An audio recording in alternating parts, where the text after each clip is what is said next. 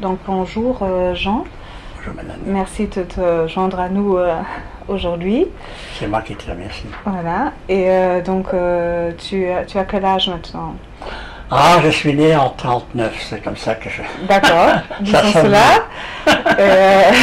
Et de nationalité belge, n'est-ce pas? De nationalité belge, oui. Tu es flamand? Ce qu'on appelle flamand, oui. Voilà. Je n'aime pas la notion, mais enfin, oui. Oui. Je suis une belge néerlandophone, oui. Voilà. Et aujourd'hui, le sujet commun qui nous amène aujourd'hui ici, c'est que toi aussi tu as une longue expérience dans la victimisation d'armes à énergie dirigée, même comme tu vas nous raconter, tu le sais, d'une autre source, et aussi en tout cas, on a des preuves circonstancielles, mais tu vas nous en parler toi-même. D'une implantation non consensuelle par nanotechnologie ou technologie de l'implant. Et donc voilà, je voudrais que tu nous dises un peu d'abord qui tu es, qu'est-ce que tu as fait dans la vie, et quand est-ce que tu as pour la première fois, parce que ça date il y a très longtemps, que tu as été en contact avec ce sujet. Voilà.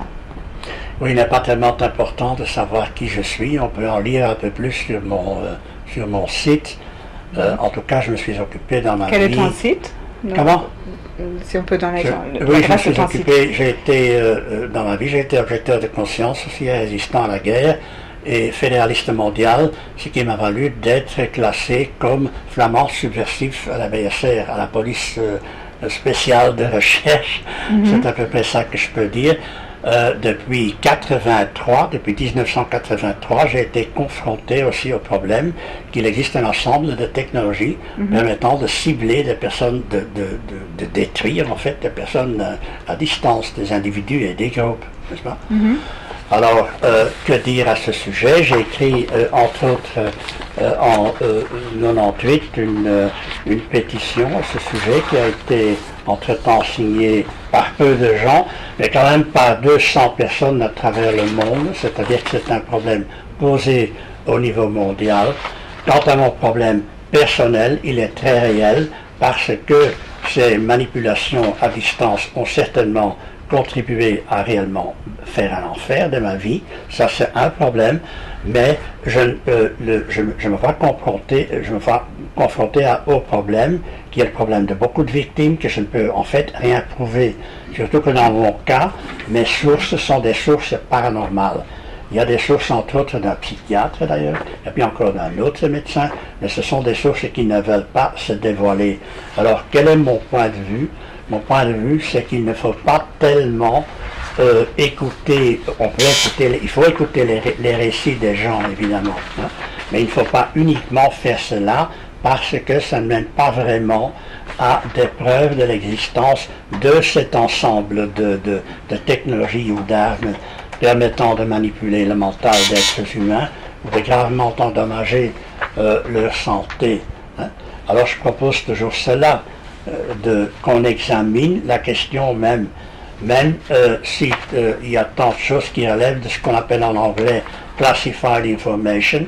Il y a des choses dont il est absolument impossible pour une personne normalement intelligente de douter.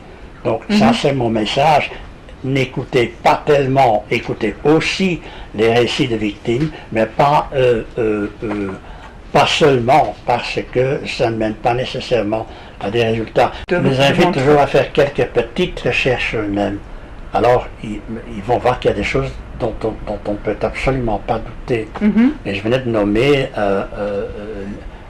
de mentionner les noms de quelques scientifiques. Je peux encore en nommer, j'ai déjà nommé Vladimir Lopatin, par exemple, qui est à la base de la loi russe, parce qu'il existe quand même une loi russe.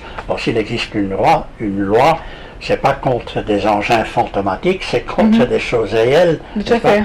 Comme les armes à énergie dirigée. Toute la Douma, tout le Parlement russe n'est pas délusionnel, parce que, hein, ils ont adopté une loi. Et il en va de même pour d'autres personnes, j'en ai mentionné d'autres. Et puis il y a par exemple aussi Reinhard Munzer, Dr. John Hall, ou le psychiatre Colin Ross, c'est très intéressant aussi. Si on écoute tous ces gens-là, on ne peut pas douter de l'existence d'un ensemble de ce type de technologie, n'est-ce pas? Ça, c'est à peu près tout ce que j'ai à dire là-dessus. Il y a aussi déjà très tôt, dans les années 50, des expériences comme celle du soi-disant docteur Ewan Cameron, qui a fait d'expériences atroces au St. Allen Hospital à Montréal, qui était financé par la CIA. Et là, les victimes ont été remboursées un peu. Seulement, c'était l'époque où on travaillait avec d'autres moyens que des ondes. On travaillait encore avec des produits chimiques à l'époque et avec des moyens psychiques. Mais c'est la même mentalité, n'est-ce pas? Faire des gens ce qu'on veut. Tout à fait, mais je pense qu'on leur donnait aussi des électrochocs. Et on leur donnait éventuellement aussi des électrochocs. Se plaignent de sensations de choc électrique. Les électrochocs, ça existait depuis les années 30 ou même les années 20. Voilà. Je sais pas. Mais quand même, Cameron Ewan, qui est mort depuis bien longtemps maintenant, ce type d'expérience-là est absolument, on peut très bien contrôler ce qui s'est passé là, puisqu'il y a eu un procès et tout. Et puis il y a eu par exemple aussi le père d'une des victimes, qui est lui-même psychiatre, a écrit tout un bouquin là-dessus. C'est intéressant de savoir tout ça. C'est pas encore tout à fait notre problème, mais ça revient au même. C'est la manipulation et la destruction en fait d'êtres humains. Voilà, je crois que je peux terminer ainsi. C'est ce que j'ai à dire. Examiner, écoutez ce que les victimes ont à dire, oui, bien sûr, mais surtout examiner vous-même ce que vous pouvez examiner concernant l'invention et l'usage de toutes ces technologies qui sont en fait des armes, qui sont même des armes terribles. C'est pour ça que je dis toujours, nous ne vivons plus seulement dans une époque NBC, nucléaire, chimique et bactériologique, mais une époque NBCE. E est alors ce qu'on appelle en allemand ou en anglais e-weapons, des armes à énergie dirigée en fait. Voilà, je crois que c'est à peu près tout ce que je peux dire, Mélanie. Tout à fait, mais pour ta propre histoire, tu nous as parlé... J'en ai parlé. Oui, tu en as parlé, tu nous as parlé de tes sources paranormales qui disaient depuis longtemps que tu étais victime d'expérimentation d'irradiation et d'armes énergétiques. C'est important de savoir que j'ai été scanné. J'allais y venir. J'étais la personne qui avait le plus de points positifs. Seulement ce que ça vaut, je ne le sais pas moi-même. Donc Diane O'Donnell de Isaac t'a scanné, je pense que c'était l'année dernière qu'on avait fait ça. Oui, 2 fois. Une fois par Cliff Heilenbrook et une fois par Diane O'Donnell. D'accord. Et donc, et effectivement, le résultat était très positif. C'est-à-dire qu'on t'a trouvé vraiment, je ne sais pas combien de points, mais il y avait un grand nombre de points qui a été... Une trentaine au moins. Voilà, qu'on a pu mesurer des émissions qui venaient du corps de Jean Verstraeten à ce moment-là. Et donc, comme on dit toujours, c'était un scanning préliminaire. On doit encore scanner M. Verstraeten dans un environnement protégé, c'est-à-dire une cage de Faraday. Mais c'est en tout cas un bon indice, ce sont des bonnes preuves circonstancielles. Donc c'est effectivement pas du tout normal que ton corps émette, d'abord qu'il émette des radiofréquences et en plus à tellement d'endroits. Donc je voulais te remercier aujourd'hui pour ton courage. C'est moi qui te remercie pour tout ce que tu as arrangé, tout ce que tu as organisé. Merci et d'avoir le courage de parler devant une caméra de cela. Je sais que ça te coûte un petit peu, mais je crois que c'est important qu'on montre ton combat personnel aussi et ton combat que tu mènes depuis 50 ans.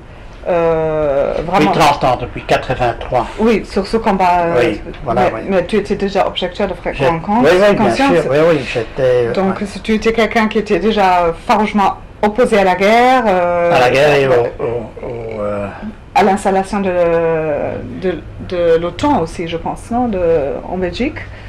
Donc, oui, la guerre et les droits fondamentaux se rassemblent. Je me suis occupé des droits fondamentaux depuis ma jeunesse.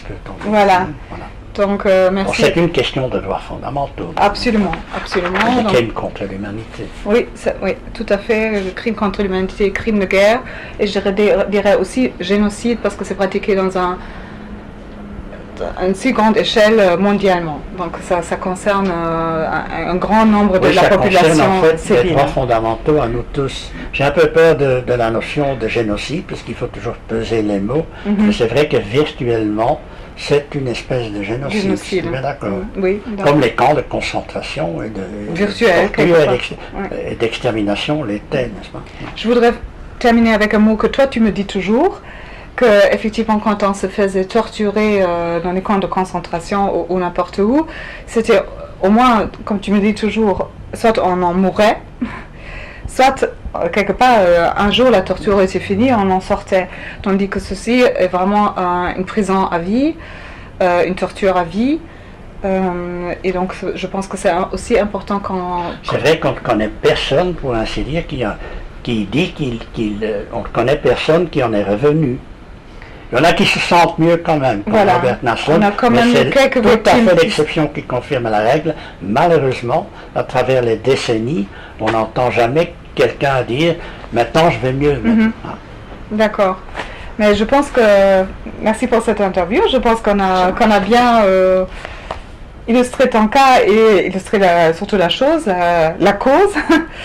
Et donc j'espère que voilà, ceux qui nous regarderont s'informeront un peu plus sur ce sujet très grave et aussi grave parce qu'il concerne vraiment l'avenir de toute l'humanité, de nos enfants et voilà, notre survie en tant qu'humain, être humain et le libre arbitre. Voilà, donc tu as vu comme comment on nous a connus comme être humain. Voilà, donc merci de bien rechercher cela et merci encore une fois Jean avoir accepté cette interview et de t'avoir exprimé. Merci. Au revoir. Voilà.